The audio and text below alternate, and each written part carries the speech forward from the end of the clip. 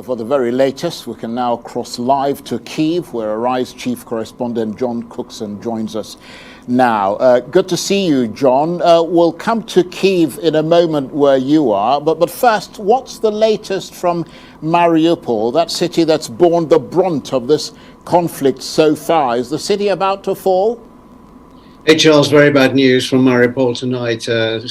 Continuous bombardment, bombing, shelling of homes and neighborhoods and businesses, and reports from there say that 95% of the city has been destroyed already. Unbelievably, there are still hundreds of thousands of people still trapped, taking shelter where best they can in underground car parks and in the basements of their homes. But it's been described as hell on earth, and my goodness me, it sounds very much like that. The Russians did make an offer today for the Ukrainians to put down their arms. If they did that, then they would open humanitarian corridors for people to leave, for these desperate families, mums, dads, kids with their pets to leave this beleaguered city, but the Ukrainians turned that down because they said we can't trust the Russians, and frankly, given the context, who can blame them? There's another interesting development tonight, Charles, in that you mentioned that Mariupol could fall. I believe that it could fall totally to the Russians within the next 24, 48 hours. Now, tonight, we're hearing that the Russian Navy is bombing neighborhoods of Odessa, just down the coast. Now, Odessa, another deep water port, an important port during the times of the Soviet Union. And if the Russians can take Mariupol and then move on to Odessa, they are going to be controlling a large part of the south of Ukraine. And maybe this is Putin's movement at the moment, given that things seem to have stalled in the north somewhat. I mean, if he can seize that territory, then he'll have the whole of Donbass, the Crimea, Mariupol, and Odessa, and as I say, controlling a lot of the south of the country. That will be a major military victory for the Russians if that happened, Charles. And John, I guess now we wait to see what the Russians will do next. And you're in the capital, Kyiv, today. What's the story there? We understand it's been an unsettled night. We saw your report there, and there are more attacks and a sense of devastation. Yes, absolutely. Well, curfew starts in about an hour and will last until Wednesday. I came across the country last night from Lviv in an overnight sleeper car. This is a long train that leaves every evening at 11:15. I was one of 9 passengers on that train, Charles. There were a couple of aid workers and French legionnaires. And we crossed the country in total darkness. They switched the lighting off.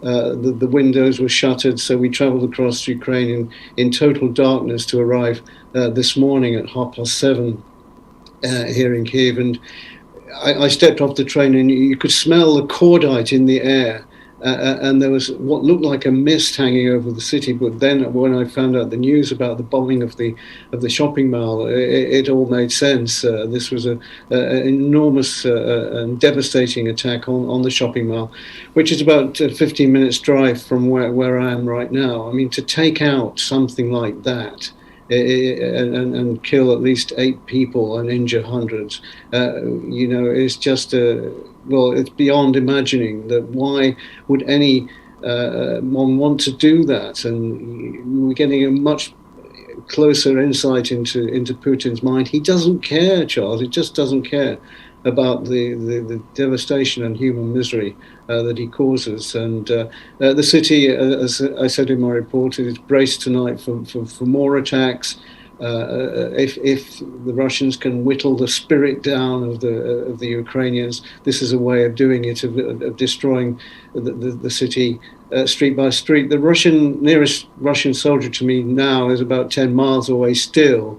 And there's been little movement there on the front line. But there's an indication that, in fact, they will perhaps try to bomb areas of the north and northwest of the city to spread terror and fear and reduce the morale of the Ukrainian people. Charles.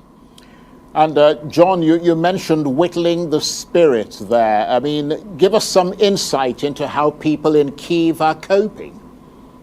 It's very strange, Charles. It's kind of tale of two cities. I'm in the centre of the city, and if you stepped outside now, you'd see empty streets, and everything is quiet neighbourhoods. Earlier, there was quite a bit of traffic around, and it seemed like a normal city. But move, sort of 3 or 4 miles north, then suddenly you're into this area where the Russians are poised to attack and have been attacking in recent days. So it really is a city of contrast.